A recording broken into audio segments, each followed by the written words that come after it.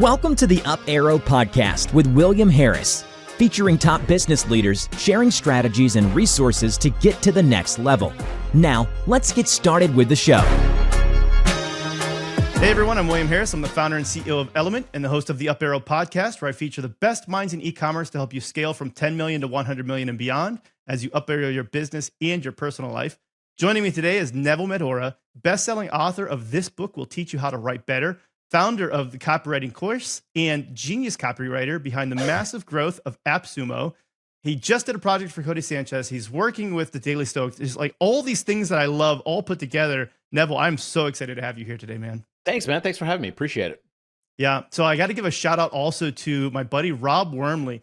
So we were talking about this before. You are in Austin, so you know my buddy, Sujin Patel. I was at a company called When I Work, VC-backed SaaS company. And I was pretty new to marketing at the time. And Rob Wormley was one of the first people that I hired onto our marketing team and for copywriting. And so he gave me your book. This would have been back in 2014. This book, actually, I have it, right here. And I actually have every single person on my team read this because I think it's just that important. And it blew my mind. It was one of the best books that I think I've ever read. It is not that long in case people are looking, and you even called that out. You're like, it's short. I think it's like 48 pages. Yeah. But it is so succinct, and I don't know. It's perfect. And so I want to talk about that a bit today, but I love this book and I want to make sure everybody knows that. Yeah. It's like the shorts version or like a TikTok reel version of a book. I like that. It's like the TikTok reel of books. That's good. Why do you need an hour to explain something if you could do it in like a minute, right? With a book, I'm like, why do I need 400 pages? I could do it in 40. 100%. And it's only 6x9, so it's not even like giant pages. It's tiny little pages. You're right. And even the font is even like, it's bigger. It's not like this is like 10-point font or anything. It's a skimmable book with the average reading speed is about 30 minutes from front to cover. It's nice. Really fast. That's good. Yeah. I want to get into this. We're going to be talking about copywriting and just all of the things that you've done from a copywriting perspective. There's a lot that I want to cover. Before we do, I want to announce our sponsor. This episode is brought to you by Element. Element is an award-winning advertising agency optimizing e-commerce campaigns around profit. In fact, we've helped 13 of our customers get acquired, with the largest one selling for nearly $800 million and one that IPO'd recently. You can learn more on our website at element.com, which is spelled ELUMYNT.com. That said, I want to get into the background first. So you got your big break initially, at least from what I understand, by writing emails for Noah Kagan's AppSumo. And generating their highest sales day ever. I think you took them from something, like 3 million to 80 million plus. What made your emails so much more effective for them? Well, Noah was building AppSumo as like a side project off of my couch in Austin years ago. Nice. And we were both working on a bunch of different like small companies. I ran a rave company at the time, like an e-commerce rave company. So I was in the D2C world. And I learned about copywriting from a friend, Ryan Levesque. You might know him. He's got some internet fame. And he was telling me, he's like, Neville, you gotta learn this thing called copywriting. And at that time, I was actually sending out emails for my own company. It was called House of Rave at the time. Sold light up glow sticks, all that kind of stuff for Burning Man, party planners, etc. And I was sending out emails. I never made any sales from them. Maybe 2 sales or something. Meanwhile, it costs you like $80 a month to maintain the email stuff. Sure. So I was making negative income from sending out emails. I learned about copywriting. He told me to read the Gary Halbert letters, chapters 1 through 26. And he was like, you got to print them out. Like, spend a thing of ink and just print them out. And I was like, print them out? What is it, like 1980? Right. And he's like, just do it and like watch how he writes. And so I did it. I went online, found him. I was tempted to read him, but I was like, I'm just going to take Ryan's advice. I read about copywriting till about 6 a.m. every day for the next like week or so.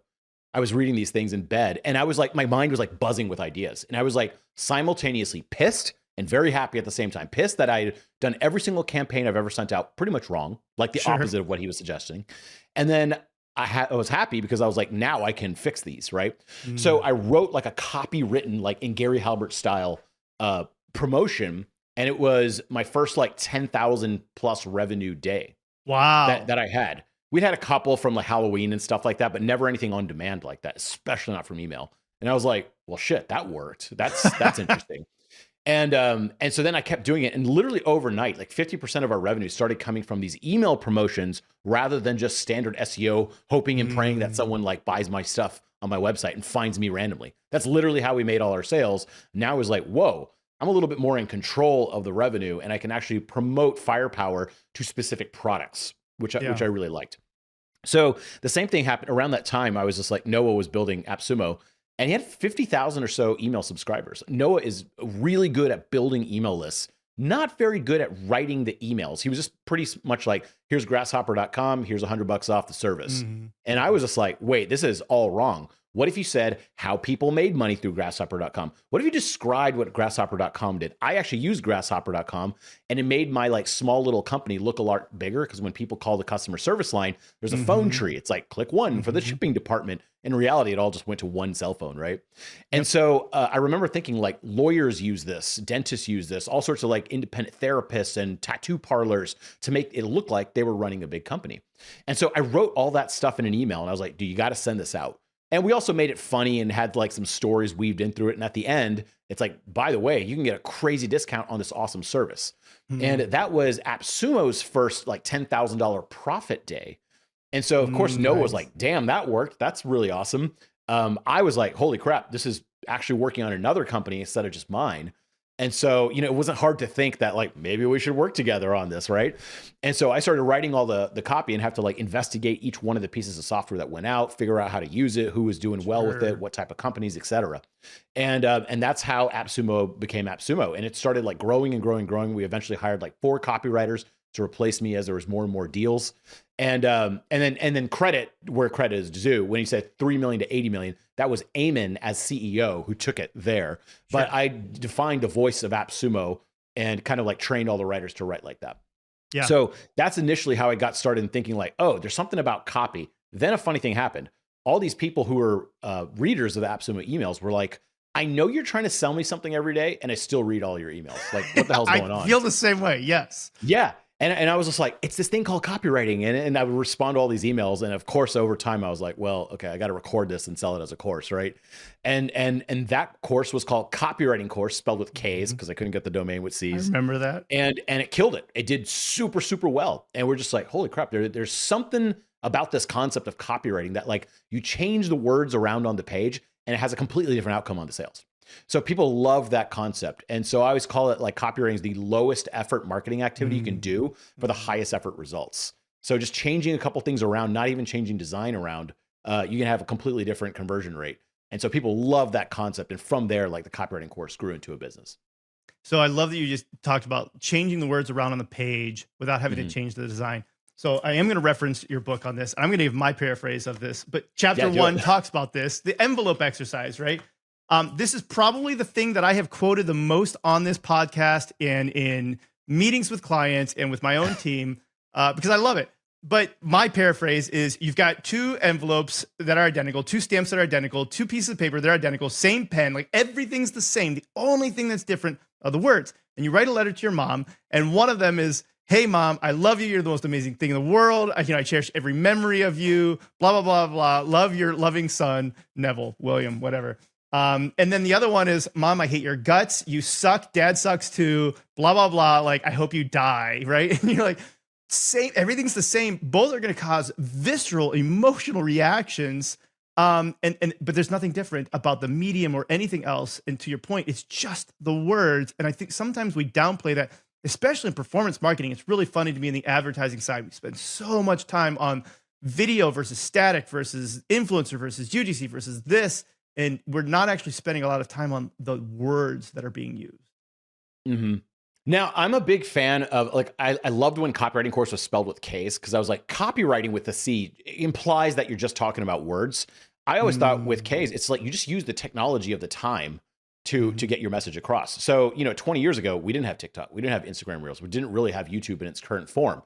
And so, of course, like writing was much more powerful. Now, with all these video mediums coming along, I'm a big fan of using any of those. However, to get myself in front of people or my company in front of people, I'm down for. So sometimes people are like, the pen is the mightiest thing ever. I'm like, yeah, but a video is pretty goddamn good too. So, that's fair. Yeah, I mean, whatever medium, and in the future, there's going to be some sort of virtual reality thing, whatever, and I'm going to use that just as well. So staying up to date on those things, and how can you communicate to a large amount of people and get information from my brain into your brain, or my brain into like a million brains, whichever the best way, I'm down. And usually the answer is all of them. Yeah.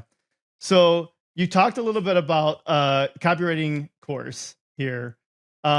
Besides writing the best copy, what else do you think helped achieve this level of success that you've had with copywriting course? Because you've sold over $2 million. I don't even know what the last figure is. The last figure I found, on copywriting course, you've sold thousands of copies of your books. But it's like, besides just writing good copy, there are other tactics, things like that you've done to help grow these things. What are those things that you think help to stand out? I think you give away a lot of stuff for free, especially for like some sort of informational type business. And then some people want to get really into the weeds of it. So if you look at a lot of my YouTube videos, it's like, here's 9 copywriting exercises you can follow. It's pretty shallow. And it's kind of like beginner level stuff. But then there's like this typical marketing funnel that like 100,000 people will watch this. 1% of them will be like, I want to apply this to my business. And 1% of them will say, I want Neville to personally write all this stuff. So it's a pretty simple business structure where we have a lot of free stuff. I have kind of like my mid-level offer, which is like our copywriting course community, which offers access to me for office hours. Also, we have like a customized forum where you can like upload sales pages and stuff, and our writers give you feedback. Sure. And then the next thing is like someone will approach me directly to do like a larger scale project for them, like train their employees or something along those lines. So that's the main thing. And it's really not that complex. I think there are multiple revenue streams you have whenever you have an audience. And like if you type in like how to make money from a newsletter and get the top 10, results from ChatGPT, it's pretty much those. It's like affiliate offers, that kind of stuff. I don't do a lot of affiliate stuff other than for software that I use, like ConvertKit or something like that. But for the most part, it's just if you have an audience that wants to buy something and you can increase their sales, I think that's probably one of the most powerful things. And so with copywriting, a lot of people will start learning about it and be like, oh, I need to spend some money on this. And they research like different courses and stuff like that. And then they come across mine. And I think the reason a lot of people will join us instead of other courses is we're not really a course. A course is like actually probably like 1/8 of what we do. So sitting there watching videos of me is super powerful. And I'd say about 93% of the people that join, we've surveyed this before, get value from just like watching one video and be like, holy crap, I never thought about that. They throw the course away and go start working on their own thing and see the results. And they're like, I made my money back already. The next thing you do is like, I think writing with people is the best. So back in the day, I think copywriters used to like go off on their own, research industries for 20, 40, 50, 100 hours. I'm just like, well, that's stupid. Why don't I just ask you who's in your industry, what's good, what's bad? So we never write for people. We always write with people. Writing for you is just like, you're just paying me a lot of money to go off and research your industry. And I'm going to do a worse job than you who works in your industry, right? So if I wanted to write something about Element and how you guys make great case studies, for me to go research it is pretty stupid rather than have you on the phone for 30 minutes and be like, hey, what was your greatest success? What did the customer say? And I try to pull those things out. Can I give you an example of this? If I wanted to sell Ford F-150 trucks, I don't drive a truck. I don't know much about trucks. It would be difficult for me to figure out what's really good about trucks. Instead, I would go to the Ford dealership here in Austin. I would say, who's your best salesman? I want to pay them $500 to talk to them for like 15 minutes. And they'll probably say yes. And I say, what makes people's eyes light up when you show them the Ford F-150? And they're going to be like, oh, anytime we show them the automatic tailgate and it goes up and down by itself, they always go like, oh crap. And I'm like, okay, that's a cool thing. What about when you mention it has 400 horsepower? People are like, yeah, they don't really know what it means. But if you say you could tow 7 horses, they're always impressed by that. And I'm like, okay, that's the thing. So I write down those like little like eye pop moments that people have. And that's pretty much all the bullet points I go off of. So for me to go research all that would have taken so long, and I probably would have like got everything wrong. Instead, I just asked the person who's the best at selling, what do people actually like? What makes their eyes light up? What makes their brain pop? And I copy those things and write based off of that. And it's so much simpler to do that. Yeah, I like that. To your point, a lot of times I think we try to get too cute with it, right? Trying to do the research or trying to do whatever. We say the features, 400 horsepower, doesn't mean anything to most people. What actually gets their eyes to light up? And I like looking at it from that frame of reference. It's like, what gets their eyes to light up? Yeah, I think if someone was in a Tesla, I think like when you say like a Tesla has 1,100 horsepower, it's like, wow, that sounds cool. But there's nothing like getting in that car and slamming on the thing and like the chin goes back up on their neck. Like that's the moment where they're like, holy shit, that's what that means. Like 1,100 horsepower, like our brains aren't equipped to understand what that means. Yeah, no, picturing a 1,100 horses lineup, it doesn't even make any sense. It doesn't even make any sense, yeah. Are there Are there any D2C brands that you have seen doing this? And it might not be D2C, but I'm trying to tie it to that. But are there any D2C brands or other brands that you know that are doing a great job of this? You're like, I get this email. I love it. They are nailing it. I think there's a lot of newsletters out there. And the thing about a newsletter is they don't always have to be a hit. So long as you make a newsletter where people pull out like one nugget each time and they're like, oh, that was pretty cool. You know, they're just skimming it. I don't think people are paying attention to your newsletters and your content as much as you think. You know, I always tell people that. They're like, what if this one sucks? I'm like, think about 3 days ago, all the social media posts you saw. Name one. Think, well, you don't remember anything. You don't remember anything. Maybe you remember something your friend posted, maybe, but you don't remember anything. So no one's paying that much attention. And so I just think you don't have to do everything great. I think you have to have just like a decent hit rate. So every time I send a newsletter out every week on a Friday, it has 5 sections. And I'm like, I hope someone gets something out of one of these sections, right? The rest they can gloss over. But so long as there's one interesting nugget that someone thinks like, ooh, that was really helpful, they'll stay tuned. They'll keep listening. They'll keep watching. And so that's my goal. It's just like, how can we be the most helpful to the customer? And, you know, look, they're not all bangers, right? Sure. And so I think it's like a consistency thing and a numbers thing. I think so long as like 30% to 70% of your content really, really makes an impact on someone, I think you're doing a good job. So then you talked about you send yours out weekly. I'd have to imagine with AppSumo, it's much more frequent than that. Every how day, do you do this in a way that you don't completely annoy your audience? Yeah. So right now, AppSumo sends out so many that a lot of, and the brand is so well established. It's almost like, here's a piece of software, here's a discount for it. So if it's a really popular piece of software like Grammarly, you don't really have to do a lot of explaining. But if it's a brand new product made by some indie guy that like just like modifies your CSS or something like that, then you have to explain what it does. But in the beginning with AppSumo, the way that I made people not hate us for spamming them every day, and like you have to think that it's like spam to some people, right? Totally. Because they're signing up once and getting an email every day. AppSumo is specifically for that. So when people sign up, they kind of know what they're getting, right? But the way that you make people not unsubscribe is you make each one useful. Okay, so not everyone's going to buy a piece of software every single day from you, right? Sure. We can establish that that's probably a thing. So how do we make them not hate us? So what we do is if I'm selling a piece of software, I try to say, here's how this person made money with it, or how it made their life easier, or here's how they were doing it with like an Excel file. And now the software just does it for $20 a month instantly. And they don't even have to worry about it. And it does it perfectly. And there's no mistakes ever. And so we show different examples of how it's helped people. We show different examples of how it's made them money. And we try to put specific examples if we can. And that's a lot harder. That takes a lot more work to send out an email like that. But then the results could be 10x, 100x if you do that. And then if you're going to run that deal multiple times, you can just reuse that copy over and over and over. And so I think this sounds really dumb, but just showing the different use cases for the product is a big deal. So like Grasshopper, I'm just mentioning that one because that was the first one we ever did. I think a lot of people didn't realize, like, if you were a lawyer, you can make this, if you're like a one-man lawyer shop, you can make yourself look like a big company with this little phone tree system, right? Or it can manage all your texts for you so people can text you instead of call you, and you can manage it all from there. And it'll auto reply, all that kind of stuff, auto schedule. And so if you just show the different use cases for a product, that is probably the best thing you can do for someone. So showing different results from people of different industries. Oh, can I tell you my first ever House of Rave email I sent out was for these little finger lights that go on your fingers. And I thought they were for 16-year-olds going to a rave, going like that's what I thought they were for. Yeah. Turns out, like, I am the customer service person for the company at the time, and the calls would go directly to my cell phone. And I remember one time I saw an order for 50 pairs of them, and like there's 10 in a pair or in a pack. And I was like, this is clearly a fake order. Why is someone ordering so many of these? It was a plumbing company. And I was like, one of their employees must have stole the credit card or something. I called and I was like, hey, did y'all order 50 or like 500 total finger lights? And like, oh yeah, we give them to all our plumbers. And I was like, come again? What? Why? And they were like, you know how like you go under a sink and like it's dark? Well, they put these on their hand. I was like, holy shit. I never in a million years would have thought of that, right? So sometimes they have a little headlamp, but they can't really get all the way in the back. And these things are cheap. They're disposable. Other people bought them for camping. You know, you're going out, you're camping, giving your kids as a little flashlight. You're done with them. You throw them away. They got a little button battery. They're super cheap.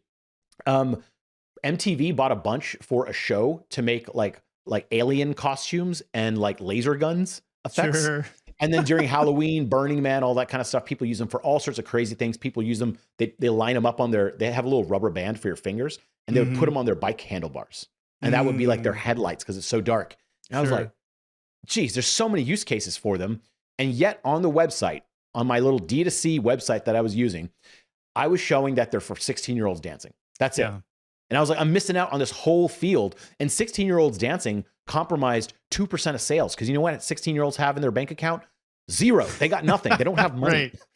But a party planner using these as a creative way to light up their centerpieces for a floral arrangement for 20 tables, they'll buy a lot of them. And they buy indiscriminately, don't even ask for a discount. So I started realizing quickly, you got to show all the reasons that people would buy this product. So if you buy these finger lights, you can give them to your kids to check for monsters under the bed. You can use them for a Halloween thing. You can go camping. You can look under, it's an emergency light. You can put them in every room, every drawer. And so there's a lot more reasons for people to buy them. So this $5 product all of a sudden was worth $50 to someone, right? So I think that is a big thing that a lot of D2C places make the mistake of. They think it's just for the specific use case, but I bet a lot more use cases people can use it for. That's brilliant. Yeah, a classic example in the D2C space right now, or even just retail as well, is probably going to be the Stanley mug. And I reference them all the time, but yeah, it was one of those things where it's like, maybe not changing the use case, but changing why somebody wants it or which audience is going to go after it versus just 16-year-olds for these lights. You're like, hey, plumbers. Same thing where it's like, it's not just construction guys wanting these mugs. Now all of a sudden it's 13-year-old girls. And it's like, okay, great. Are you a coffee drinker? It stays warm for a long time. Are you a 16-year-old that wants to show you have $40? Yeah, you use it in school too. I keep it by my bed because whenever I sip water, and I used to use these things all over the place, and I use them in my office. But in bed at night, sometimes I do this and it's full and it falls all over me. Sure. Yeah. And so a Stanley mug, I could just sip out of it. I could tip it over. I can make it fall and it doesn't leak. So there's a lot of reasons that people would use a Stanley mug rather than just the original use was for this tough mug for camping, which was the original use case of it. So I think I know the answer to this, maybe because I see where you're going with this, but I've read the book, and even though this is a short book, if we were going to summarize like the thing that makes great copy instead of just okay copy, what is that thing that really separates it from just being okay copy? I really love using the AIDA formula for copy. And I think what happens is people try to tell a story and they'll be like, hey, my friend, here's what we're going to talk about today. 2 years ago, I was in the African jungle, And they'll tell this long story and in the end, somehow relate it back to their product. And I always tell people, I'm like, no one cares about this. This is too long of a story. I bet this would work if you're giving a presentation on stage in front of a captive audience. Very different. For 45 minutes. It's a TED Talk. They think that a TED Talk is the way that you write a piece of an email. I'm like, no, people don't care. There's too many options. There's too much email. You got to get to the point right away. So getting to the point right away and also writing it like you're talking to a friend, right? So if I asked you to describe Element, how would you, right now, how would you describe your company to me? And just what do you guys do? What? Yeah, this is going to be bad, right? I just probably would say we do optimize advertising spend around EBITDA, which does not sound like I'm talking to a friend. Yeah. So let's say you're talking to your friend in the Midwest who has a job, delivering Coke in trucks or something like that, right? Yeah. He's going to be like, what does that mean? Yeah. Instead, you mentioned you had some testimonials. Well, what's a one sentence case study you had that's really good with something? Yeah, we helped Oros go from 4 million to 16 million in 16 months or something like that. Holy crap, that's pretty crazy. How did you do that? And so now I'm asking you questions about how to do it. But you started with the thing that I care about. You made someone go from this much to this many million. That's interesting. And then going from there. And so try to structure it what's the craziest thing about it that is that hook? Remember I was talking about the Ford F-150? Yep. What makes people's eyes light up? I would start that off with you can tow 8 horses with one truck. Yeah. And then I would go into it. I wouldn't say introducing the brand new Ford F-150. That's boring. You're wasting a lot of time. I would go straight to the cool stuff. Why should I care? I don't know if you remember being in geometry class or algebra, but I was, and I wasn't bad at it, but I never understood what do you use algebra for? And the teachers couldn't answer it. Yeah. And you're like, well, then what am I doing? Right? Why does this matter to me at all? I took accounting classes in college and I didn't really have any use for them then. And then later outside of college, I was running a business and I went back to college classes to learn about accounting because now I was interested. I knew what P&L meant. I knew why it was important. I knew that like I need to know how much cash I have versus da da da. And so it made a lot more sense to me. So I think getting to the reason of why people care right away is a big deal. And then saying it in plain English. So even your thing of like, we help agencies go with EBITDA, that's probably a great way to put it if you're at a conference with all the other people in your industry that might know what the hell you're talking about. But to some random person, and you got to remember, that's probably who you're talking to on the internet. You got to explain it to them in much easier ways, right? Yeah.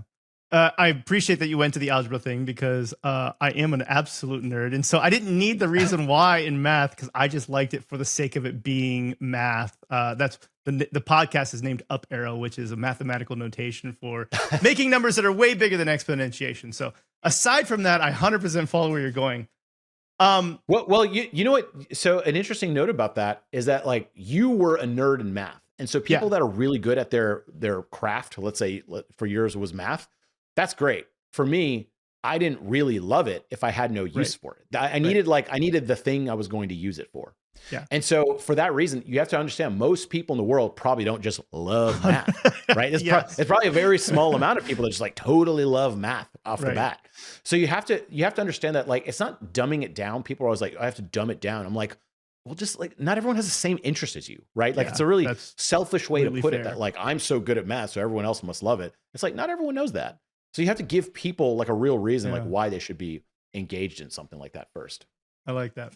So when this book first came out, I think it was in 2013, right? I read it in 2014 here. Make sure I hold it up there so everybody sees it. I have to say that the title, the thing that I loved about the title is it reminded me of the Derek Zoolander Center for Kids Who Can't Read Good and Who Want to Learn to Do Other Stuff Good Too. That's what the title reminded me of. Awesome. But this book's been out now for a decade. What do you think is missing from this book now that you think about it from a decade later and you're like, oh, you know what? This isn't in here, but this is also important to know. You know, that's interesting. I tried to make the book as timeless as possible. So I try not to include too much technology references and stuff because those things go out of date pretty quick. But I would say that the invention of social media has compressed things very, very small, right? So think about how many blog posts have you read recently? I don't know about you, but just like barely any, or if anything, I skim them. I would say the closest thing is I read people's newsletters. And that's the closest thing to a blog post I read, I guess. It's like a couple of just different chunks. And so I would say that technology has like allowed it to where we can distribute information via text. So that was in the 1400s and you would read a whole book and to get your hands on a book was a big deal back in the day. And then it became a little bit more normal. And now just getting information, we have too much information. We have to compress it. So now a lot of the education stuff I get is from very short YouTube videos or even shorts, like a minute or under, like 10 seconds to 60 seconds. And I learned quite a bit in that much amount of time. So I would say instead of writing these long blog posts, which we thought was like the gold standard back in the day, I'm talking Twitter posts and stuff now. Right. So I think the compression of information has happened very, very rapidly and will probably continue. Like, I don't think there's a need to read very, very long stuff about most subjects anymore. So I think talking about how to compress things is good, but then compress them to like ultra short. I'm talking sentences, words, that kind of thing. I think that would probably be a lesson in there. How do you make something very quick? And then the other thing is, I love images, and I wish I could have done more with images inside of the book, but it's not, a book is not exactly the most interactive thing, so a video is probably better for that. But how can you take an image and show it? If I show anyone in the world a picture of an elephant, they go, elephant. So some guy in Africa that does not speak English can be like, I know what that is, you know? Or a 5-year-old will know what that is, and he can't read yet. So that's a much better way of communicating a lot of times, images. And so I actually talk about that a lot in our course. I'm just like, every copywriter should know how to make images. And now there's AI tools and stuff to help you out. There's no reason not to be using images with your social media posts, with your blog posts, with your sales letters. And so images is probably the thing I would probably go more deeper to if I had another chance at it. I love that. That makes a lot of sense. Brand positioning is an interesting field. And I've had a couple of people on here talking about this. Al Rees, Jack Trout wrote this book in 1981 called The Battle for Your Mind. In it, there's this idea that you can really only position your brand as one thing in somebody's mind. Are you a cheap brand, the best customer service, etc.? And one example that I've heard that that I've always appreciated was 7-Up, where they were the Uncola, right? So there was Coke, Pepsi, them, and they're like, okay, let's shorten that. Instead of having 3 options, it's like 2. There's cola or Uncola, and I thought that was brilliant. But what do you think about brand positioning and how it informs or detracts from great copywriting? Because sometimes they're at odds with each other within companies. Great copywriting, but they're like, but that doesn't fit our branding or our positioning or whatever that might be. Contraction. Yeah, I think sometimes people think about it too much as well. And like I'm sure you've seen inside companies that just like have all these meetings about it. And then like the average customer is like, I don't care. I don't care. Like, do I get what I paid for? Like, what do you want? Right. I do think that like, if you're like an investment bank, you should probably be buttoned up and tidy. You're trying to give off the impression of like, we're going to be around for a long time. We know what we're going to do. I'm sure you could be like the wild investment banker or whatever like that. You can, but generally when it comes to this kind of stuff, you're going to want to be kind of wild. If you're going to have like a personal brand on the internet as a TikToker, then yeah, you can be the crazy guy that goes and does crazy stunts. I do think there's a lot of that. But I think brands can change over time too. I think it's like people, you could change. I think Facebook is a very different product than it used to be back in the day. YouTube is a very different product than it used to be back in the day.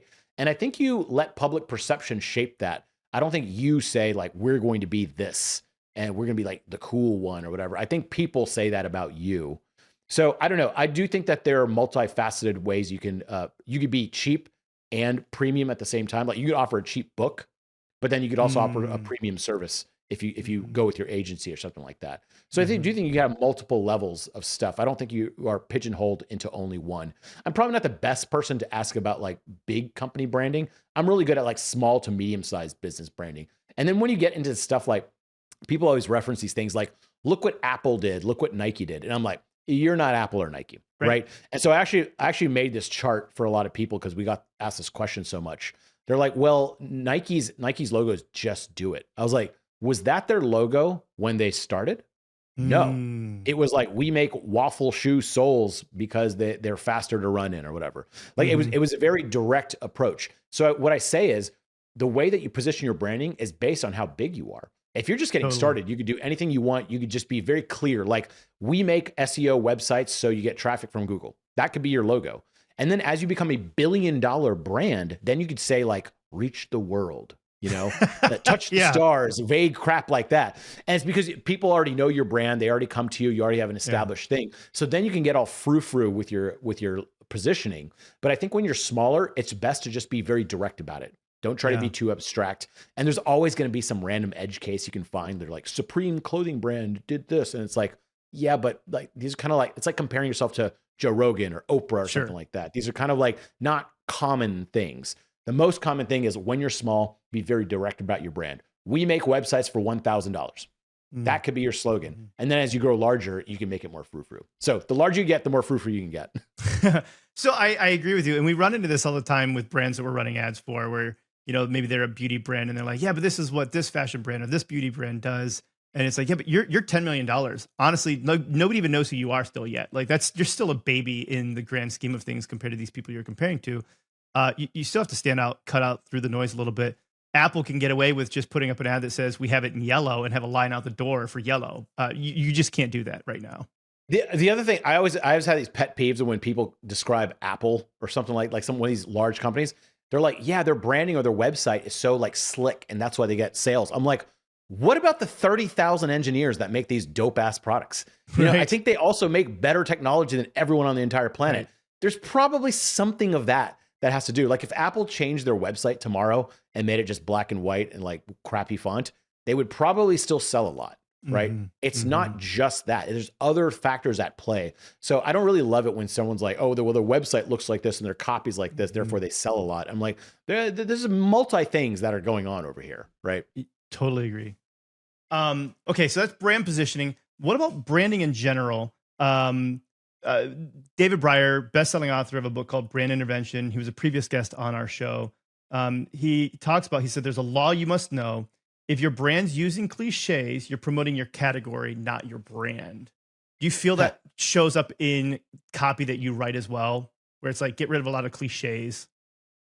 Yeah, I think people try to be too cutesy, especially with headlines, and especially if it's a large company and there's like 6 people on a Zoom call talking about stuff. They're like, what if we use as instead of is? And you're like, this doesn't, it's just like, I've never seen evidence where that matters, right? Yeah. I've never seen where that like changes the outcome of something really big. And in fact, if you're trying to be too cutesy, I think what happens is people look at your webpage or your marketing or your email or your newsletter and go like, what? And like, they don't even think about it. They just skip it. Yeah. That's what happens.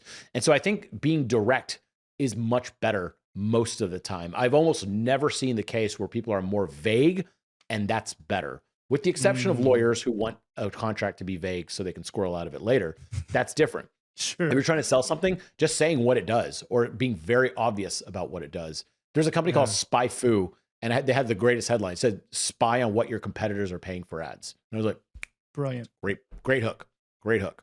And I've seen some other ones that were like intelligence data gathering service. And you're like, what? I mean, I kind of get it, but I don't really know what that means. Whereas like see what your competitors are spending on ads.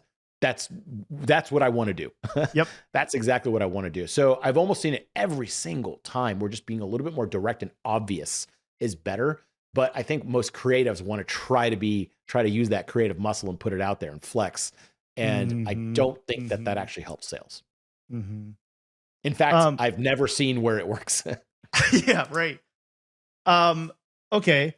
Another previous guest, Will Leach, he was a former Pepsi exec and the author of Marketing to Mind States. He talks about not marketing to people, but rather to mind states or these specific moments in time. Talks about these deeper motivations in our non-conscious mind. The non-conscious mind processes something like 11 million bits per second versus the conscious mind at like 50 bits per second.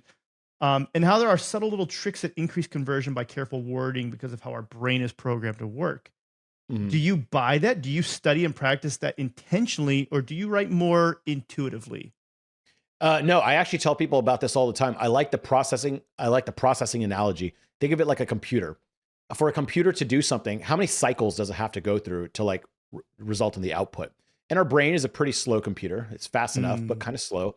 And I think, okay, if I use a bunch of buzzwords in a row, someone has to think like, okay, what does that buzzword mean? And then you use another buzzword and it kind of squares how much cycling it has to go through.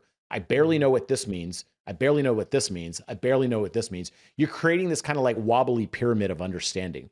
Whereas if you just say like, Nike is a company that makes waffle-soled shoes because it makes you run faster. I'm like, yeah, I understood that. Like, I get it. I didn't even have to think about it.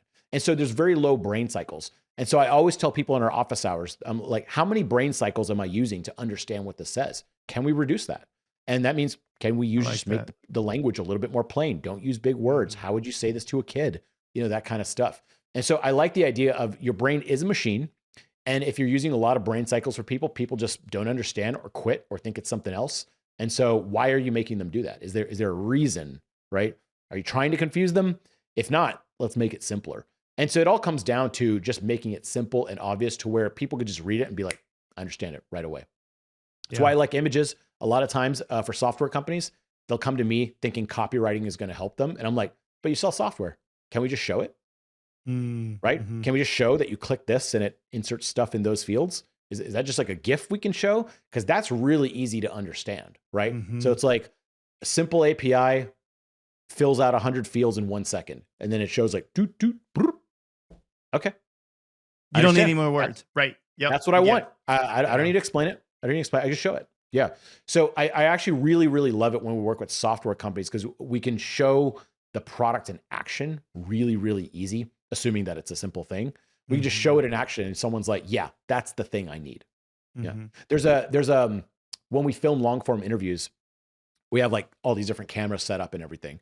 And then what happens is the editor will go in there in Adobe and they used to like click like William's talking, Neville's talking, wide view, Williams talking. And that took 3-4 hours. It's kind of like, you know, some monkey work that you don't really want to do. There's a plugin in Adobe Premiere called Autopod. And the way that they show it, if you go to their website, I'm not sure if this is still the case, but the way they show it is like someone clicks a button and it just goes, it starts splitting up the thing. And in 20 seconds, it's all edited. And that demo is you're like, yeah. It splits it up into who's talking. That's it. That's all I want. And so I remember thinking like, that is a very powerful way to say that. Whereas if you were like, we use recumbent neural networks to determine through artificial intelligence who the speaker is. You know, it's just like, you don't need all that. You just show the damn thing in action and everyone goes, yep, purchase. Yeah, that's fair. And that's so good even for the e-commerce side of things as well. Sometimes we get into describing the product or pictures of the product, but just show how it's actually being used and the way that it's being used. And I think that that can make a bigger difference. You know, seeing GIFs, seeing videos, things like that, that help explain the product. Real people using it. You know, someone's at home, you know, like I love those Amazon, I love looking at Amazon reviews and videos, and I'm looking at like, you know, a Dyson vacuum, and there's just some dude, you don't see him, he has some crappy camera, and he's like, yeah, check this out. My kid dropped a bunch of feathers on the floor and it scoops it up. Then I'm like, yeah, that's what I want. I don't need it to be super professional and all that kind of stuff. I just need to know that this product is really going to do what it says. Yeah. And you don't even need to know that, like you said, like it has double helical vacuum suction thing. You're like, that doesn't mean anything to me.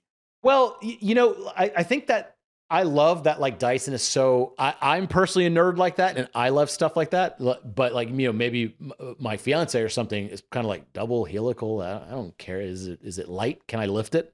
You know, like other people care about it. So I do think like if you look at Apple or something like that, they do go into really great detail about their technology, but they're also, their main page is like pretty simple, right? Mm-hmm. But then you could always click learn more about our like M3 processors, and they show like how it works and how it has 18 billion transistors. A lot of people don't care about that, but for some they do. And I think also if you're selling a really expensive product, like a $700 vacuum, you kind of got to help people justify that purchase a little bit, right? Totally. I think when you buy like a Mercedes or a nicer car, a lot of people are like, well, I'm buying it because it's a safe car and it has double pinion steering and it has this auto braking thing and it has all this technology. In reality, in the back of your mind, you're trying to justify like, it makes me look a little bit rich, right? Yeah. You know, that's kind of the reason. So I think for some expensive products where there is like a technological advantage, I do think it is valuable to show that type of thing, like the double helix design helps it pick up more because you're justifying your claims. But at the same time, just showing that it picks up more than another vacuum is probably the main thing people are looking at. Yeah. Yeah, I can remember when we only had 17 billion transistors, you know, in a chip, and you know, thank goodness we have 18 billion now. I feel so much better. Yeah, my computer works so much better. It does. I'm using an M3 right now, and it's fantastic. I am actually as well. I'm right there with you. I could care less how many it is. I just want to know that I can have 1,000 Chrome tabs open and then I'm good. And it's okay, good. Yeah. It's good enough do for you me. actually really know, like intuitively, what 17 billion versus 19 billion? Yeah. No, it's just like it's fast as shit and it's faster than all the other computers you could buy. And I'm like, cool, that's the one. Yep. Yeah. Sounds good. Earlier we were talking about just life and stuff, and you said something to me that I really appreciated, which was selling isn't bad. And I think this was in relation to some of the stuff you're doing with Daily Stoic. Obviously selling's not bad, but sometimes it maybe can feel that way perceptually to some people. What was going on that made you say, yep, selling isn't bad? Yeah. A lot of people who come from like a journalism background or something will write blog articles, but then not sell anything from it. And so a lot of people associate selling with like the old, like the stereotype of like a sleazy car guy, right? You know, I'm going to get you in this car and he knows it's a lemon, but he's still going to try to get you out the door with no warranty. They think it's like that. They think about this old school direct mail stuff where it's just like, you know, they're trying to sell some sort of like shitty supplement that doesn't really work and just really try to get you with fear and greed, right? That was kind of like an old school direct marketing tactic. Now the consumer is so much smarter. I could type in the name of this product and it has like 1 stars everywhere. And I'm like, yeah, it's a piece of shit. I'm not going to buy it. Right. So you can't really get away with that kind of behavior anymore. And instead, selling is actually informing. Selling is educating. Right. So if I'm trying to get you to buy a Dyson vacuum cleaner, I'm saying like, hey, if you're in the market for a vacuum cleaner, let me show you a couple of cool things about this vacuum and why it's so much better and why it costs the absurd amount of $750. Let's show you. And so you're educating people about it. For example, let's say you're interested in a new car and you walk in CarMax, you know, pretty standard place, no negotiating, whatever. And the guy comes in and he's like, you're looking at a Toyota Camry. And he's like, yeah. I got the papers right here. Let's get you in this car right now. Come on. Come back to the office. You'll be like, dude, back off. I'm just looking, right? Instead, let's say he approached it a little bit different. And he was like, hey, my name is Neville. I've driven a similar model Toyota Camry for a couple of years now. It's such an awesome car. We sell a lot of them. I'm happy to answer any question, give you a test drive. I'm just going to be over there if you have any questions. Sure. And so you say, yeah, like, well, what's this? Or how does it drive? Or what features does it have? You answer all that person's questions for the next 20, 30 minutes, asking whatever they want. And then at the end, you're just like, hey, I mean, this is a pretty good car. If you're interested, we can get the paperwork drawn up. If not, I can give you my card. We can talk later. Was that high pressure sales? No. And so I think what people don't like about sales is they think it's high pressure, that you're pressuring someone to do something, when in fact, you're just educating them and helping them. And then at the end, they make the call to want the car. And so that's why I think the AIDA formula, which is attention, interest, desire, action, most people get caught up on this desire part. Like, what does that mean? I'm like, if you do a really good job at explaining why this car, why this product is going to be really good for their life, then in the end, they're going to be like, I do want this car. I want to be in this car. I want to drive home with this car right now. And so it's almost like their choice. So if you haven't got them to make that choice, it's very difficult to make a sale. That's skeezy. You're going to have to really pressure them into it. Think about like, timeshares at a vacation place. They'll say, hey, we're going to take you on a free trip. And they show you this thing. They kind of guilt you into buying this thing. It's a lot of high pressure. Totally. That's not what we want to do. We just want to inform people so much to where like, this is such a good product that they go, I want this. Yeah. So that's the way I approach it. And that to me is not hardcore selling. It's very light. If they want to walk out the door anytime, they're totally welcome to, and come back whenever they're ready. It reminds me of something that I believe was in a book by Jeffrey Gitomer. And I think it was maybe like his little black book of sales or something like that, where he said, nobody wants to be sold, but everybody wants to buy. We like buying things. We want to buy. And to your point, it's like making sure that they're aware of what this is, so that way they do have that desire and they say, I want this. And then it's almost like you could almost be like, no, I'm not going to sell it to you. They're like, no, but I want to buy this. It's not sales at this point in time. You're literally just enabling them to do what they actually want to do. You created the awareness of that. They have the interest. That desire is theirs. You're just enabling them to be able to accomplish what they're actually trying to do. Yeah, I think some people have sales like the Wolf of Wall Street. Sell me this pen, and you just make up some bullshit reason of like why this pen is so valuable and try to get like $1,000 out of them. I think people don't like that concept. And of course, because that's scummy. That's kind of like I could sell an igloo to an Eskimo. It's just like, why would you want to sell an igloo to an Eskimo? Like, they don't need this. This is not something that they need, right? Yeah. Or sorry, ice to an Eskimo or something like that. It's like high pressure sales is what people don't like. Information and education. Yeah. Do you think that's bad? I don't think so. I think it's great. People want that. No, that's good. I agree. Yeah. I had so with AppSumo, going back to that, we were trying to sell something every day. And I actually had to train the writers on this. If every day we blast someone saying, buy this, buy this, buy this, they unsubscribe, right? Totally. So I came up with the formula, and it was 70% education, 30% selling. And that was what I call my magic formula. And if you cross these thresholds, you start to get into trouble. If you go to more than 30% selling per email, every day they're going to get tired of you and go away. If you stay 30% or under, I noticed no one ever got mad. So what we're doing is like 70% of the time saying, here's how someone else used this product. Here's what they did. Here's some screenshots of it in action. Here's what you can do. Here's the different industries, lawyers, dentists can use this. And at the end, you're like, by the way, we're offering $100 off on this. You should totally grab it now. It's a really good product. See you on the other side. I love that. That's not a big deal. No one ever got mad at us for that. That was so 70% content, 30% selling. And in fact, I'd say most of my emails and content is like 90% education, 10% selling. So I try to stay way clear of those things, but you can go up to about 30% and send that to someone every single day, and they won't really get mad at you. But if you're doing 90% sales and then like 10% education or no education, yeah, people are like, what is this garbage? I don't want this. Yeah. You're not improving their life in any way. What's interesting, the math nerd in me appreciates then that you're basically at the Pareto principle, right? 80-20, which just seems to work in so many other things. Gary Vaynerchuk had jab, jab, jab, right hook.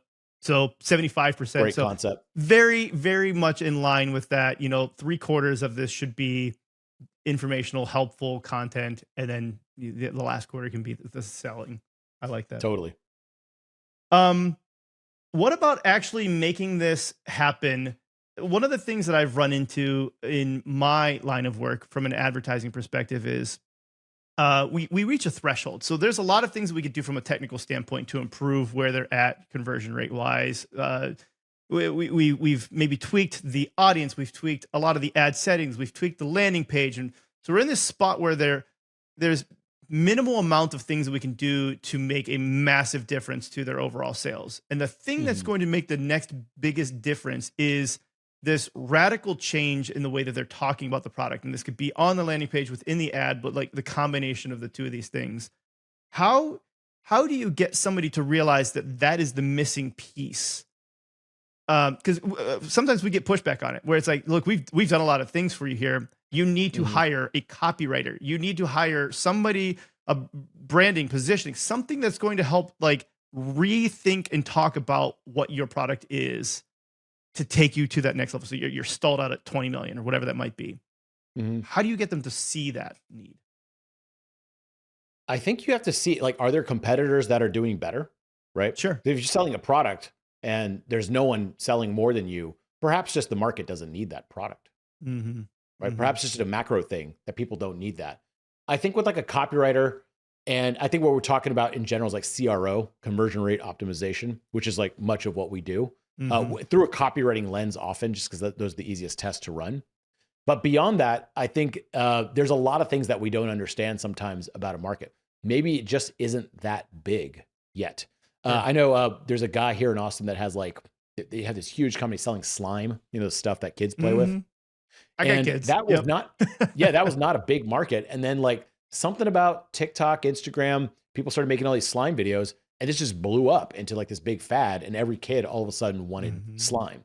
So there was kind of like this macro trend that everyone's talking about slime. You're offering slime, the sales go up. But if that trend goes away, there would be a much smaller market for it. So sometimes I do agree that there is so much you can do on the web with CRO to get people to buy, but then ultimately people have to be deciding to buy this product. And how can you do that? Sometimes this is a very tough question. I don't know. Is there any specific example that you have of that happening? Yeah, maybe. I don't want to call them out because obviously I'm saying maybe negative things, but there's a company that has some very, very interesting products that I say they have a lot of good licensing deals. So they have the potential to work on some really good pop culture references. And I think they could do a really good job. We've optimized them very well. They're, I want to say like 3-4 times bigger than what they were when we started. But we think that we're running into this limit of what we can do on our end. And we help with ads and creative and copy. But we're not on like the Neville Medhora copy level, right? Where it's like this is like that next leap in what we kind of would like them to do is say, okay, I want you to work with Neville. I want you to work with so-and-so to take this to a level beyond what we would do for you, because we're really at the end of the day, we're going to be ad managers and we're going to be the best within the ads platform. I'd like to think that I'd beat you if we're looking at, like, if I'm managing a Facebook ad account, you're going to crush me when it comes to writing copy. And so I'm trying to get them to take that to the next level. And they basically just don't see the need for it. They're like, well, why? You've already grown us this much. Like, just keep doing what you're doing. And it's like, yeah, but we're reaching the limit of what we're doing. There's only so many other, like, we can make a small tweak here. Maybe that's going to get you 5%, 10%, you know, maybe 2% here. Like, all of those things are good. They're iterative, but you're still only maybe $10 million. Like, you're still in infancy. Like, there's still and I would say that in this situation, there are a lot of other people doing what they do that the TAM is significantly bigger than where they're at right now. They're 1%, if that, you know. Yeah, that's going to depend on the company. I mean, if you don't own that company, trying to push them to do that is going to be difficult as like an agency. Sure. Yeah. I would say that's a tough thing, especially if there's a lot of people working at a company. Unless you have the attention of the CEO who's like, we got to grow this much bigger and we're going to do whatever it takes. It's hard to get that push coming as like an outsider where they're paying you. Like, you serve them. And if they're just like, yeah, we're happy where we're at, then that's going to be a tough position to get them much bigger. Unless you go straight to the top. Yeah, be like, hey, that's fair. We're working with your company and you're just really leaving a lot of money on the table and you guys are kind of blowing it, you know? So I do think that's a tough situation to be in. Yeah. That's fair. Okay. I want to start transitioning into the who is Neville Medhora section of the podcast, because I like getting to know the person behind this. You and I were talking a little bit before that there's some moments in your childhood that helped shape you becoming an entrepreneur. Like, what were these moments that helped say, yep, I'm going to be an entrepreneur. That's my thing. Yeah, I think in high school, I was running all these little side hustles and businesses, and I was always interested in that. I never thought about starting a real business. And then roughly like junior, senior year, there's this kid that moved to my school halfway through the semester. So when a new kid comes in, you're like, oh, who's this new guy? And he moved from California. And I remember I was like, where do your parents live? He's like, I don't live with my parents. And I was like, what? Like, I just never heard that, I guess. Right. And, in the suburbs of Houston, everyone lived with their parents, of course, when you're in high school. And he's like, yeah, I have an apartment. And I was like, I had so many questions. I was like, wait, how do you make money? Right. He's like, and he had a company called bodypunks.com. I don't know if it still exists, but it was an e-commerce store that sold body jewelry. And I was like, wait, but you don't have any piercings. Like, how can you sell body jewelry? He's like, why do I need to have piercings? I remember being like, oh yeah, I guess you could sell stuff and not have to like have the piercings yourself, right? Sure. And so I noticed he just had like this e-commerce shop. And at the time I was building web pages and interested in the internet and stuff. And I was like, I could build a better web page than this. Like, this isn't that fancy. This isn't that hard. And that gave me the idea to sell stuff online. And that was like a pivotal moment of just seeing someone my age do that thing. And I just never thought that I could do it too. I was too young. I was in high school. Like, how am I going to start a business account, all these things? I just didn't know all that. So then I started going down that rabbit hole and I realized you don't really need an LLC or business papers to sell stuff online. You really don't need it. Sure. People think you do, but you don't. And then it's like, how do I get a bank account? Well, I could co-sign with my parents for a bank account. So that was pretty easy. How do I build this store? There's all these softwares out there that'll help you do it. So I was technical enough to where I made that. And now how do you actually get customers? And the funny thing was, people found me from Google and like early like search engine stuff like Alta Vista, and found stuff, saw it on the web and bought it. And I made my first sale, and that put it all together for me. I'm like, oh, like I'm getting in front of these people in other parts of the country and the world. They see my stuff, they like it, they buy it. I get that money in my bank account. It was just that simple. But I never really thought of starting a business until I saw someone that was like me do it. And that was very, very pivotal to see that happen. Then the other thing is, I had a couple mentors when I was in high school, and one was a family friend, and he was known as like the rich guy in our community. And I remember he donated to our church like several $100,000. And I remember thinking like, he donated, AKA gave away more money than our house was worth that I live in. And I was like, how can that be? How can he have that much money to just like give away? And so that's when I would ask him, I'm like, what do you like do? I'd see him at all the family. He was a family friend. And my mom set up this conversation where I could just ask him things. Right. And I asked him stuff. He's like, you want to come follow me, shadow me? And I was like, okay. He's like, how much do you want to get paid? And I was like, I don't know what people get paid. Is it $1? Is it $100 per hour? I don't know what pay is. He's like, I'll pay you $10 per hour. You come work with me. So I drove my car. I just like got past my learner's permit, and I would go work with him. He had a real estate company, and he would take me around, and he would literally just kind of drive around all day to different properties. He would talk to people. He'd talk to his property managers. He would pick up trash off the floor every once in a while. He would see that a toilet's clogged and write it down in a book and tell someone to go fix it. And I was like, this is what you do? Like, it seemed so blue collar. And it wasn't hard. I thought like I don't know what I thought. I had no conception about it. And I just saw it as just like, this isn't as complicated as I thought it was. And the other thing is, there was kind of like rumors that I would hear in our community that like, oh, this guy's just always lucky. He sells when the market's high, and he just gets lucky a couple of times. And what he had me do was print out deals from like now what would be called Zillow, but it's called HAR back then. And I would print out all the deals in a certain area for him. And he would just like look at them on paper and be like, no, no, no, no. Interesting. No, no, like that. And then after a month of doing this every day, every once in a while I'd be like, oh, whoa, what's this? And we drive out there, and he'd be like, okay, this is a bad neighborhood, you notice? But see, there's like $1 million house there and $1 million house here. Something's happening here. Why? What's going on? And he'd be like, oh, there's a really nice shopping center that just got built around here. And there's a really nice da-da-da-da. There's these stores. So he's like, okay, this area is probably going to grow with more expensive homes. And so he'll go buy a crappy apartment complex over there that's like, just looks pretty run down, and they'll go fix it up and raise the rent because now it's a much better place. And I remember thinking like, that's not that crazy of a concept, right?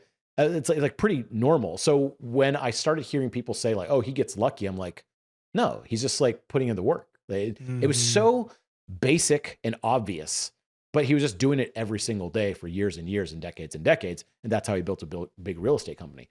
And that really got me thinking. I'm like, a CEO this is what they do. This isn't that hard. And so I don't know what I thought, that they were just like directing people from a pulpit somewhere or something like that. But then when I saw that and just how like blue collar it felt and normal, I thought like, I could do this too. There's nothing crazy to this. There's nothing really, really insane about what he's doing or anything that takes like ultra high intelligence to accomplish.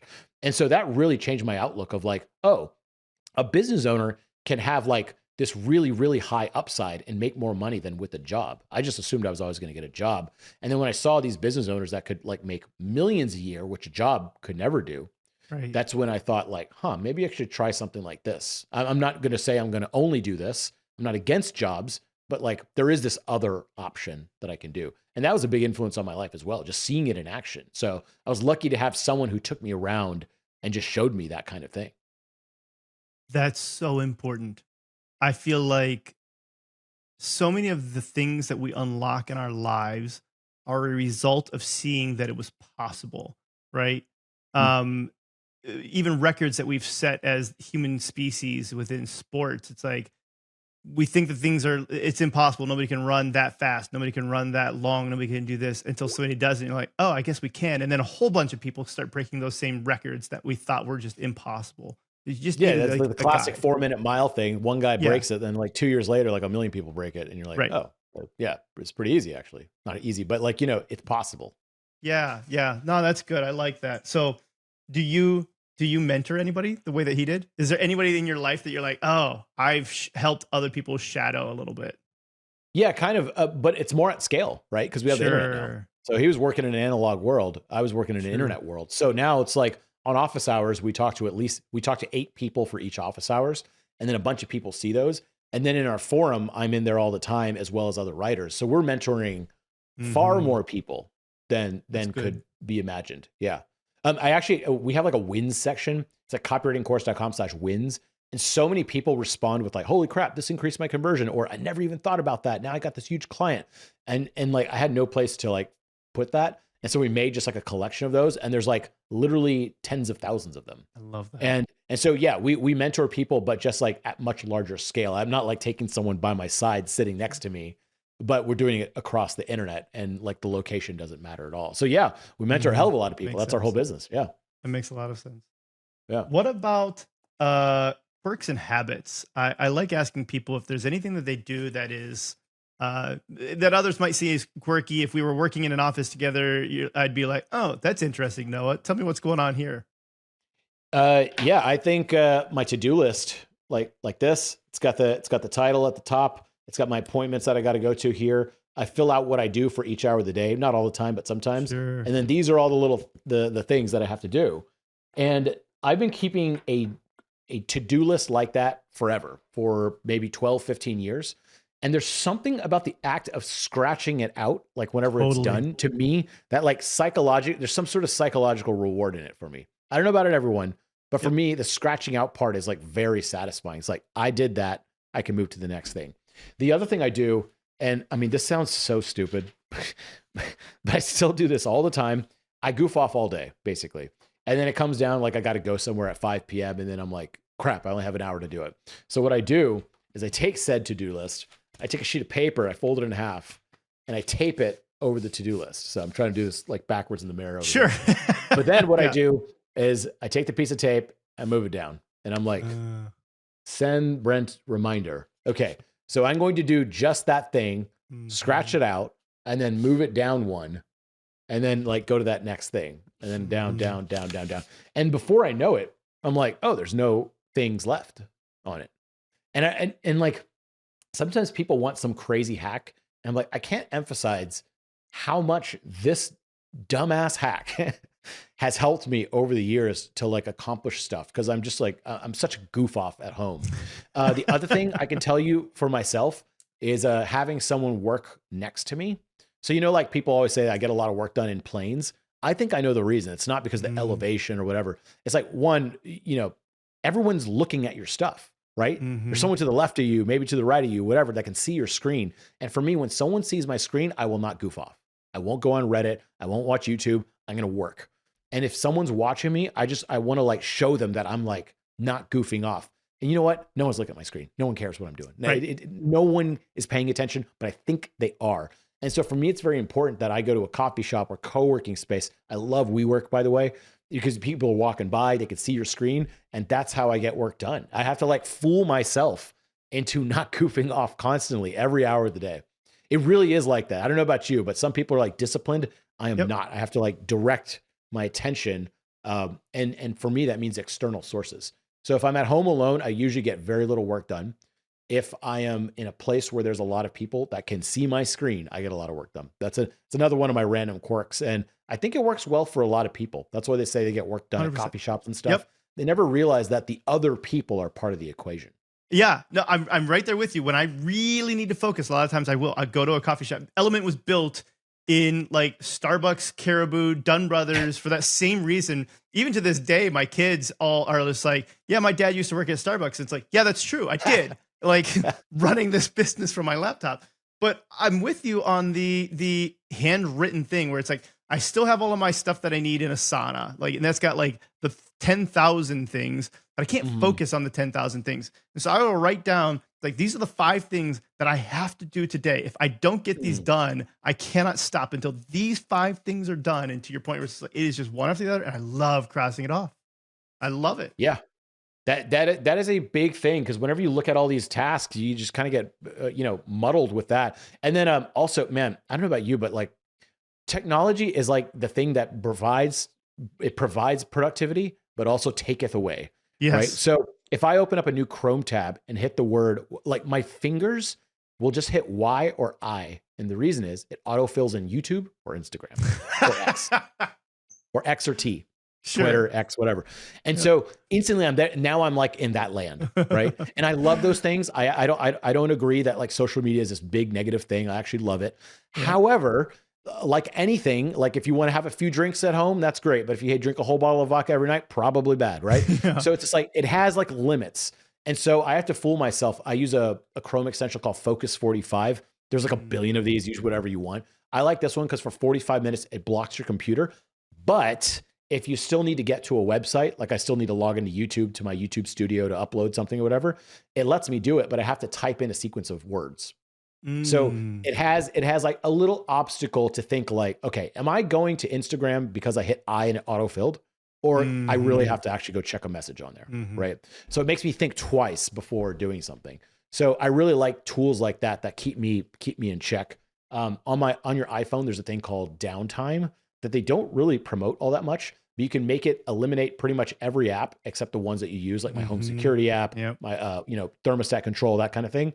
Those are allowed, but it makes me click like 1 more minute, 15 more minutes to access any other app that I shouldn't. So just like keeping your mind clear is a real tough job now, because there's so many cool options to distract you. 100%. I understand that you have a pretty cool group of friends that you hang out with. And one of those friends, Noah Kagan, AppSumo, you guys were over hanging out with Jamie Foxx, and Jamie Foxx whooped his butt in a game of chess. What's it like hanging out at Jamie Foxx's house, playing chess, singing with him? Yeah, one of my closest friends in the world, Noah Kagan, me and him for the during 2020, instead of going to Austin like everyone was doing, we did the opposite. We went to California and rented a house in Malibu. LA had all these problems, but Malibu is like a different thing. Sure. It's not the same. It's a whole different municipality. So it's clean and nice and awesome, and everything was open. And so we went there, and I got a message from a copywriting course student who I'd seen in office hours a bunch of times. And he was like working on his own businesses, and every week he would come and talk to me and get help. And then he was like, hey, I noticed that you're in Malibu. I'm 45 minutes away. You want to come hang out together? And I was like thinking, I'm like, oh, he gets to meet me, all that kind of stuff. I was like, why don't you come here? You could also meet Noah Kagan. How cool would that be for him? That kind of thing. He's like, well, if you come here, I'm staying at Jamie Foxx's house. And I was like, what do you mean? I didn't think he meant like that guy, Jamie Foxx. Yeah. And I was like, what do you mean? He's like, my buddy is Jamie Foxx, and I stay with him when I'm in LA. Do you want to come over? And I was like, Yes. So I told Noah, and he asked the same thing. He's like, what do you mean Jamie Foxx's house? I was like, I think it's Jamie Foxx's house. Yeah. And so we drive all the way up over there. It was like 45 minutes away from where we were. And we get there, and sure enough, it's like this giant house that has 2 big entrances, long winding thing, like what you think. And you're like, okay, this is something. The code opened the door, and we're like, all right, something. This guy comes out, my contact, and sure enough, it was like this giant house. And I remember seeing an interview or something about Jamie Foxx, and he had this big Rolls Royce like Phantom or some fancy car, and it had this like 2-tone like gray and black, interesting color scheme on it. And that was in the front. And I was like, oh shit, I think this is really Jamie Foxx's house.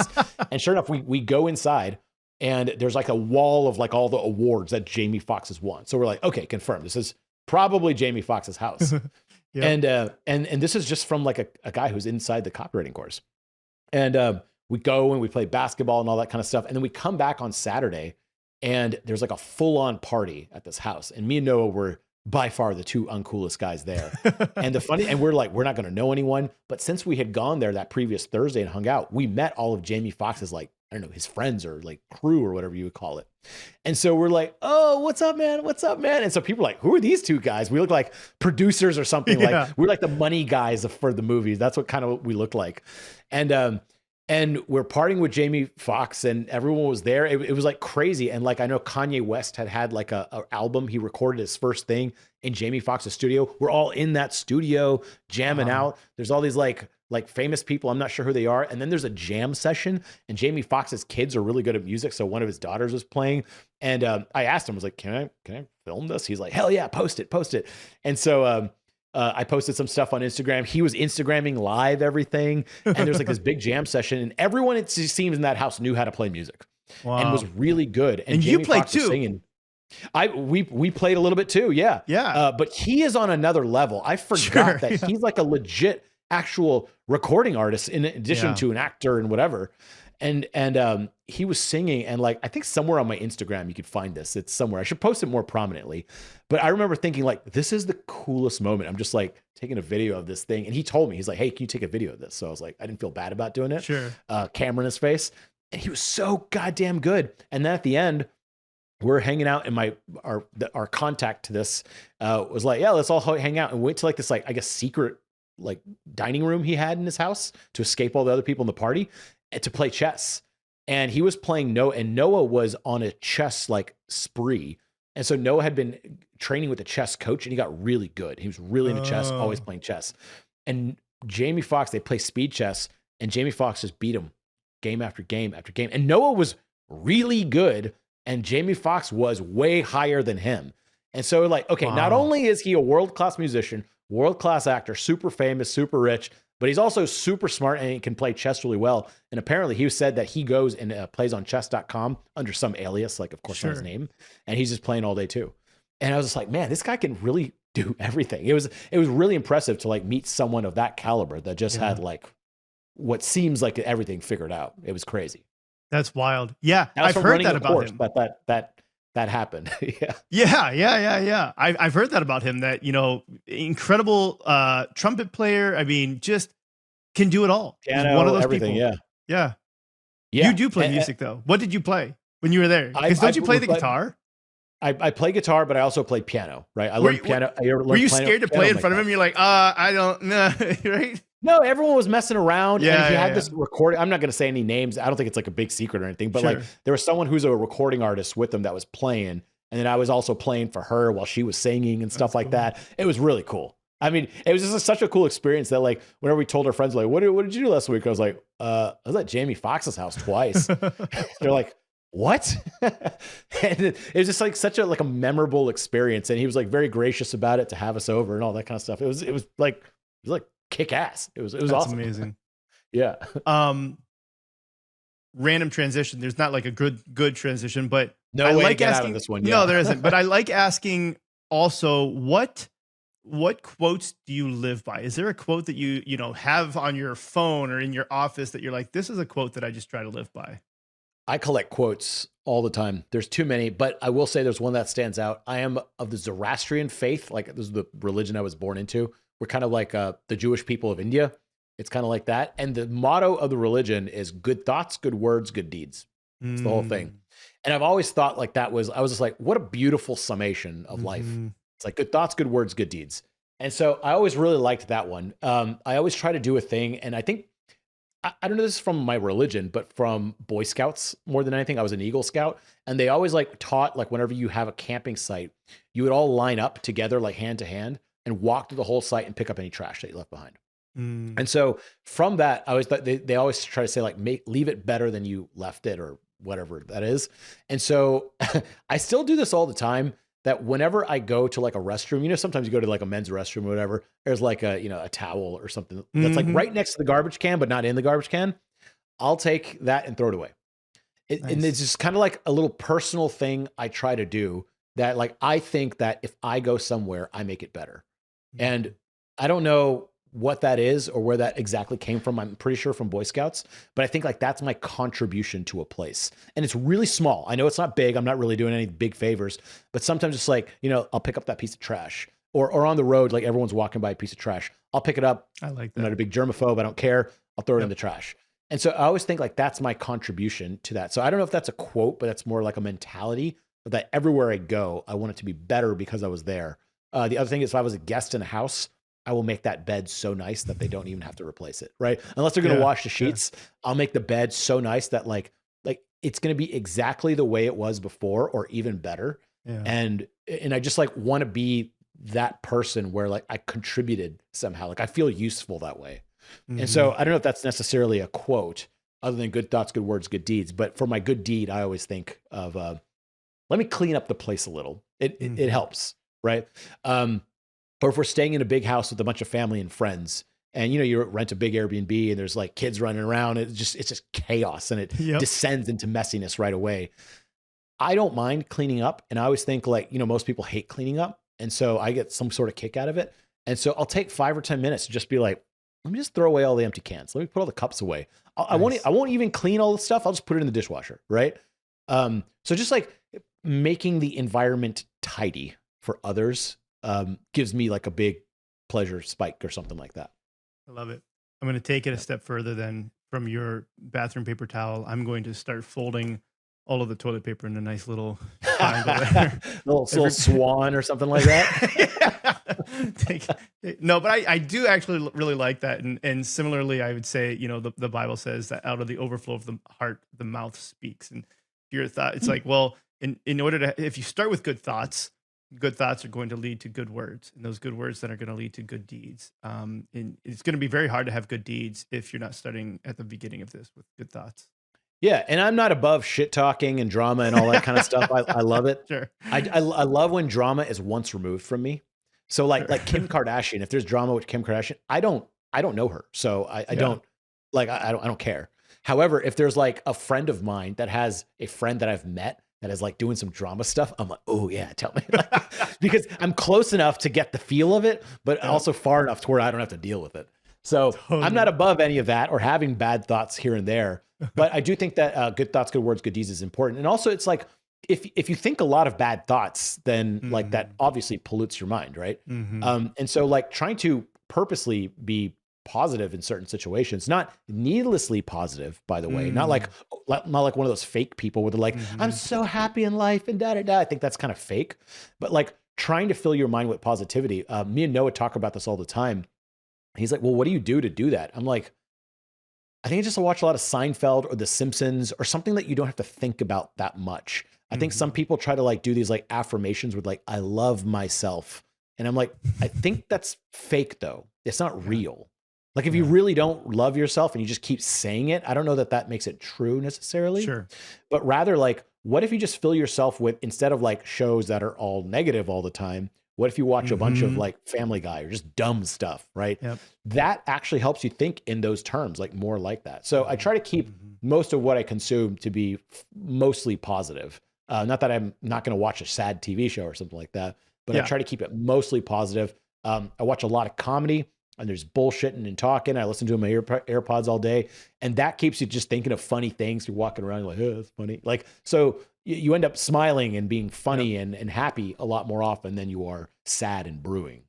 Alex Hormozi talks about those positive affirmations of the idea where it's like, you can only say those things all you want, but if they're not backed up by actions, you're just going to think that you're lying to yourself to a point. And so one of the best ways for that to be true about it is for you to actually just do the things that make you proud of yourself as well. The other thing that I really appreciate is we're talking about the Daily Stoic, and I think it was maybe 2 days ago, the lesson that Ryan had in there is something, and I'm gonna butcher it, but it's something along the lines of, being grateful for each different situation. And so, like you said, maybe you are lying to yourself, but you can lie to yourself in a way that you can kind of reprogram your brain, if you would, a little bit, where it's like, okay, you're stuck in traffic.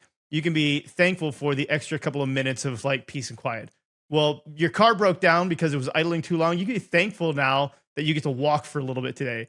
And now somebody just splashed you as you're walking down along the road, and it's like, well, you can be thankful that you're not in as big of a hurry as this guy. So it's like there is some element of like reframing the situation that I think is beneficial as well. Yeah, I mean, the way I also another extension to that thought, I like that way of doing it, is I don't always try to make it a positive, right?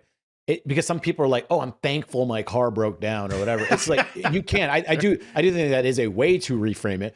I think one that I do is just like there's been 100 million people this year that have had their car break down. Yeah. Right. Yeah. It is a normal thing that happens to a lot of humans. It's a piece of life that just kind of stinks. And I just got to deal with it. And I know that I'm capable enough to figure it out. I know I have the resources to get this fixed. This sucks, but okay, like, what do we do right now? One foot in front of the other kind of thing. So I'm down with things being like, okay, this is kind of shitty, but I'll at the same time, like, I didn't die, Yeah. The other thing that I think I have an inherent advantage was we went to India all the time as kids. My parents grew up there. And when I saw India way back in the day, and now there's been a lot of progress, but it was rough. It was really, really rough. It was, in fact, anytime we'd have like a guest or someone come over, there's just like this mental overload of these things that they would see on the daily scene on a street in India that they just couldn't believe were happening. You see like a naked 3-year-old kid running through traffic. You're like, where's his parents? He's like, probably don't have no parents. Like, what do you mean? Parents. And like, they're probably dead. And so just like things like that I was so desensitized to seeing that, that when you come to the United States or some like nicer first world country, you go like, yeah, this is all awesome. Like nothing sucks here. Like, I mean, maybe you could have some little gripe with something here or there, but people are like, oh, our country's so divided, da, da, da. I'm like, you have no idea how bad it is in other countries though. Yeah. It's way worse. So like, I think that gave me a lot of perspective of seeing like what the average life of like a worldwide citizen is sometimes compared to what I had. And so it's like, my car broke down. Okay, I got it. I call a number. Some guy picks me up. It's like, it's really not that big of a deal. Sure. And so I think that is a helpful thing to compare your plight to others. I don't think it's a useful thing every time because like, okay, yeah, you live in a nice country. You still have problems, right? Mm-hmm. Totally. But I do think filling yourself with, and there's certain things in the world that like no one gets sad around. Puppies, having some friends' kids around, your own kids, that kind of thing, hanging out with your buddies, taking a nice walk when it's nice outside, jumping in a pool. There's all these kind of like obvious things that make people happy that if you do a lot more of those things, generally like you're not like thinking about existential crises in life when you're on a jet ski, right? Like that's a Daniel Tosh call out. Do you remember that? That's where I got it. He's like, money can't solve every problem. Have you ever seen someone sad on a jet ski? Yeah, exactly. Yeah. Wow. Good callback. But like, there are things like that if you do a lot of those things, and not just mindlessly, but it's like you look forward to those things, then you probably have a happier life than someone who's not doing those things. Yeah, that's great. So we're at the end. If people wanted to follow you, if they want to work with you, what's the best way for them to get in touch, stay in touch? Number one way, copywritingcourse.com. You sign up to that email list. I'll send you an email every Friday with my thoughts and stuff like that. People tell me it's the best email they ever read. That could be biased. I think it's really good. It's called a swipes email. Swipe, wisdom, interesting, picture, essay, and a splurge. And so that's a really cool way. You could also find me across all the social medias. So Neville Medhora. There's only one other guy in the world named Neville Medhora. So if it looks somewhat like me, that's probably me. I'm very active on X and other social platforms and YouTube. So you can go to youtube.com/copywriting, but it's spelled with a K, and you'll see all my videos and interviews and stuff over there. But email is probably the absolute best way. So copywritingcourse.com and sign up over there. Awesome. Neville, I can't thank you enough for jumping on here, sharing your knowledge, your time, your wisdom, your heart with us. It's been a lot of fun. Thanks for having me. It was a pleasure. Thanks, man. Yeah. Everybody else, thank you very much. Have a great day. Thanks for listening to the Up Arrow podcast with William Harris. We'll see you again next time, and be sure to click subscribe to get future episodes.